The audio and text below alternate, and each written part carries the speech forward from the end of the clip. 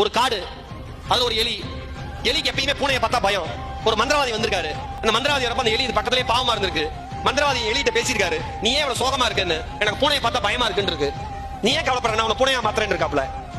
பூனையா மாறிடுச்சு. பூனை நடந்து போயிட்டு இருக்கு, யானை அம்மா பெருசு வந்திருக்கு. இதான் நிமிந்தே பார்க்க முடியல. எப்பா அப்படின்னு மறுபடியும் மந்திரவாதி ஓடி இருக்கு. யானையை பார்த்தா ரொம்ப பயமா இருக்கு, மிதிச்சதுன்னா நான் சமாதி ஆயிடுவோம் போல இருக்கு. சரி யானையா மாறிக்கப்போ. யானை போயிருக்கு, கம்பீரமான புலி வந்திருக்கு.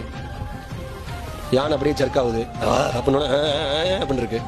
மறுபடியும் மந்திரவாதி ஓடி இருக்கு, எனக்கு புலியை பார்த்தா பயமா இருக்குன்னு இருக்கு. சரி ஓகே, புலியாதான் மாத்துவாரு அப்படின்னு நினைச்சிருக்கு, புலியா மாத்திட்டார். ஹாப்பி, புலிக்கு சந்தோஷம் தாங்கல, அப்படியே கம்பீரமா நடந்து போயிருக்கு. ஏத்த மாதிரி ஒரு வேட்டைக்காரன் துப்பாக்கி வச்சு கரெக்டா பாத்துருக்கான். தலை தெறிக்க ஓடி வந்திருக்கு மந்திரவாதிட்ட, என்ன வேட்டைக்காரனா மாத்துங்கன்னு இருக்கு. எலி நினைச்சிருக்கு என்ன வேட்டைக்காரனா மாத்திருவாருன்னு, மறுபடியும் அது எலியாவே மாத்திருக்காரு. என்ன இப்படி பண்ணிட்டீங்கன்னு கேட்டிருக்கு. அவர் சொல்லியிருக்காரு, நீ உருவத்துல புலி ஆனா உள்ளத்துல எலி. உன்னை நான் எத்தனை உருவம் கொடுத்தாலும் எலி மனப்பான்மையிலிருந்து உன்னால வரவே முடியாது, பயத்துல இருந்து உன்னால வரவே முடியாது, தயக்கத்துல இருந்து உன்னால வரவே முடியாது.